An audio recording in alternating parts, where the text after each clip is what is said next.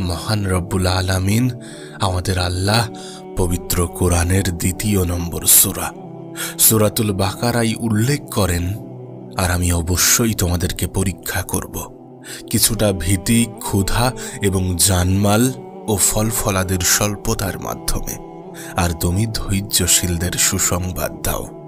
আমাদের রব এই আয়াতটিতে খুব গুরুত্ব সহকারে, খুব জোর দিয়ে বলেছেন যে তিনি অবশ্যই আমাদেরকে পরীক্ষা করবেন। অর্থাৎ এই বিষয়ে কোনো সন্দেহ নেই যে তিনি আমাদেরকে পরীক্ষা করবেনই করবেন। তিনি আমাদের পরীক্ষা অবশ্যই নেবেন।